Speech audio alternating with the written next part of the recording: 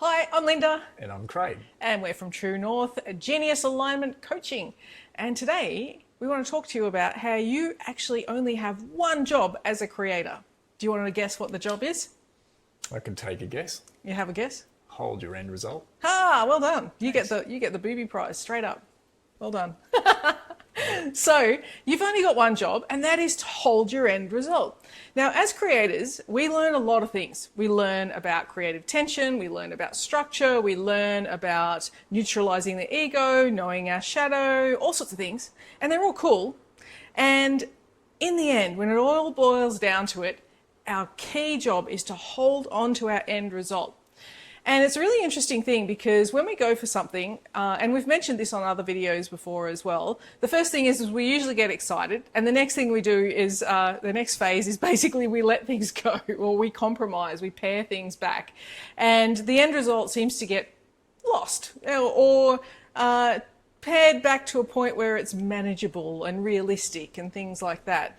And so we're not really doing our job then, are we? No. We're doing something else. Something else. Yes. Yeah. So, the tension comes up, and we start to make that mean something. We just start to make, the way we're feeling or experiencing tension, we make it mean something about us, something about others, the world, whatever. So even something about what we're creating. Maybe it's that this is not really my true direction here, and but we start to assess our tension and apply definitions and meanings, and then these are the things that we start to just ever so sort of unconsciously bring our attention to, and as a result, the power and our focus. And then these are the things, so the conditions start to come in and start to get our focus. And no longer is our focus on what we're going for. It's in a very different place. And they're two different outcomes, two different worlds, essentially. Yeah, absolutely. Yeah, for sure. So the important thing is first of all, have clarity on what it is in your end result. And that means, what do you see? What do you imagine? What is your big vision that's available to you in that? And putting aside things like the realisticness or the ability or how it's going to happen, all those sorts of things. But what does that vision look like? And also, what does it feel like? Because feelings actually, when we use them consciously and we're applying them to something, actually help us to refine our decision making. It helps to bring in an energy of resources that actually back the process of creating it up and all those sorts of things. So there's many things that can come about because we've got the right feelings in place. And again, if we're not holding on to the vision and the associated end result feelings, then other feelings come in. If we just leave it randomly, you'll notice those unconscious feelings come in and start to erode or pare back and do all those things that we're saying are going to have you not being able to do your job.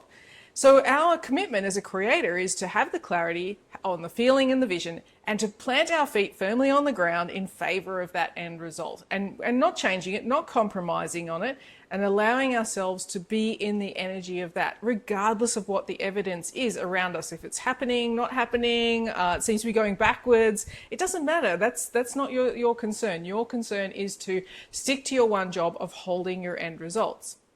And we can obviously use the tools. We want to use tension, don't we? We use tension because it's really important in helping us to bring about that end result. With no tension, there's no creating. So we know that as a fact.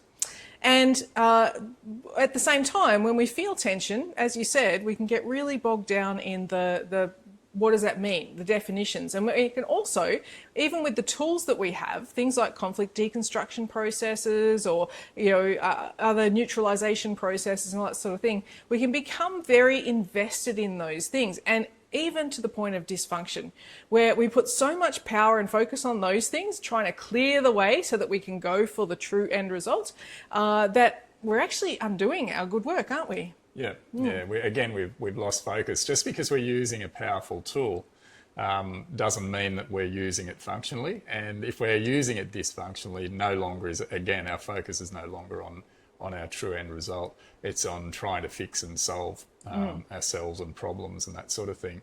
So it's just about awareness. The tools are they are important to a point. They're important until we get what we need from those things, which is usually to deconstruct what's going on so that we can actually see what's at play, and we can identify the ways in which our egoic agenda is showing up, and the things that we are looking to do, that we're feeling compelled to do in accordance with our thoughts and our feelings.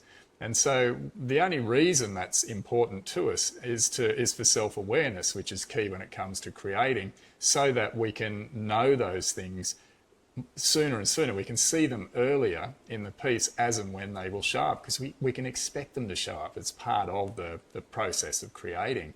But we want to see them. We want to be aware enough to know them for what they are, so that we can simply acknowledge them, really, and bring our focus back to where it needs to be on our end result. Yeah, absolutely. Because once we've got the awareness, do we really need to go and get the awareness again? And again, and again, and again? Because if we do, we're exactly creating what we don't want. We're giving that the power.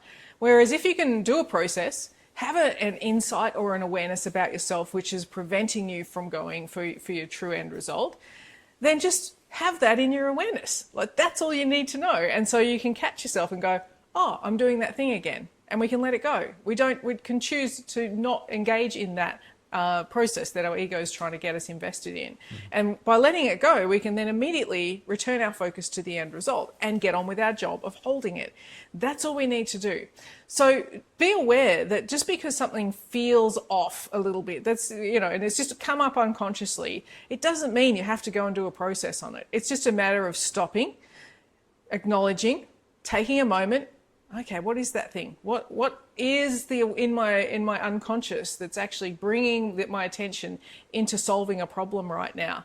Don't go and do another process if you don't need to. If it's really obvious, it's like, oh, I'm doing that I don't belong thing again, or I'm doing that powerless thing that I do, or I'm doing that withdrawal behavior that I undertake. Just stop it. That's it. Stop it and focus back on the bigness of the end result. That's your job. So don't get invested in having another reading or going and doing the process again and going, oh, it didn't work last time. It's rubbish. It did work. You got what you needed. Move on. There may be something new. Maybe you sit with it and you go, oh, actually, that's not quite the same as what I normally do. It's a little bit different. It's still not quite, my energy and my emotional energy isn't clear and it's clean. So therefore I do need to do something. So you can do a process then, of course. But once you've got that awareness in your little bucket of awarenesses, you don't need to do another one. Just be in that flow of, hey, in the human experience from time to time, when I'm working on something that I love, my ego is going to come up and play with me for a little bit, and that's okay. It's okay. But I just need to know what it is I need to do to reorientate and bring my focus back into my job of holding my true end result. It's pretty simple. It is simple, and as human beings, we love to complicate stuff. We do. We just don't. It's too simple. How can this possibly work? This is important stuff that I want to create. So how can this simple stuff work? But it does, and it works because it's wisdom that dates back, right? We know that, and the structures that we use creating is structural, and so often when we lose focus on our true end result, at the end of the day, what it sees us doing is getting in the way. And so what's it getting in the way of? It's getting in the way of you having access to your superconscious guidance and information, because there's a torrent of information that relates literally to everything that you're looking to create in your life consciously, and it's available to you. And so the only reason we find that things get hard or that things are not coming together or whatever is because we're getting in the way. But often we don't know that we are. We're doing it unconsciously. So this is the self-awareness piece where you can see it. But when you get in the way, you're no longer working structurally. The thing about working structurally is that it is simple. And so holding your focus sees you doing it. That's a big part of your job. Leaning into the unknown, being willing to do that and take that next step. That's another key part. But while you're willing to do your job and hold your focus, then you open yourself up wide to receiving direction, receiving the input from your greatness, essentially. So your subconscious mind is then recruited on board, and that's that unlimited aspect of you when it comes to creating that's going to handle things. It's going to take care of the 80% of the heavy lifting. You're going to do your 20%, but the rest of it's going to be sorted, and this is what we refer to as the magic. You're opening yourself up to receiving the magic in your life, and you'll see it when you do. When you just allow yourself to be with the tension, you're not, resolving it in dysfunctional ways, you're standing for what you're going for, then you will start to see the magic showing up, connections being made, synchronicities happening, new insights popping in out of seemingly nowhere. But it's not out of nowhere, it's happening because of what you're doing and how you're going about things, where you're holding your focus and how structurally you're working on things. So whilst these things can look simple, too simple, they're hugely powerful, and they certainly don't benefit from our complications, so yeah. And just one more thing, how to know that you're doing your job, apart from all the things we've spoken about already. The simple way of knowing is if you're in a state of, feeling disconnected, feeling bogged down, that everything's hard and arduous, so there's a lot of things to be done, there's overwhelm, there's impossibility, there's, all manner of things, there's a heaviness to it. That's a resonance of you not being in your end result. You've abandoned it. It's sort of on the side there somewhere, and it's almost like, well, if I deal with all this stuff, then I'm going to pick that up later, maybe, or at least I'll pick up a smaller version of it, perhaps, or something. But I've got to be in the heaviness of what's going on right now. You're not doing your job. Your job is to hold that end result and feel the clarity of that. And with more clarity that you have, the more vitality you'll have for it, that enthusiasm returns. There's, even if it's just a little spark of it, just like that next step. Oh, I'm enthused to take that next step, whatever that is. And with that becomes there's an expression, because when you've got energy and vitality for something, then there's a drive. There's a drive to find and implement whatever is next. And so you express, and then with the expression, you create expansiveness and more possibility and more connection to the clarity. So this is part of the law of refinement and helps us to really bring into play the energy that fuels us to keep moving forward. So it actually becomes like a flywheel. The more that you hold on to the end result, the more you want to hold on to your end result, as opposed to the other one. So just check in with yourself every now and again and notice, where's my resonance? Does it feel that heavy, bogged down, overwhelmed crap state? Or am I feeling like there is some flow here and there's some energy for it, and I'm in excited anticipation for when this thing is going to come about? And then you're doing your job. You're holding on to it for the joy of creating it, and anything and everything can happen around you, but you still know that that is the thing that you're going to bring about in your life. So Beautiful. Yeah. Excellent.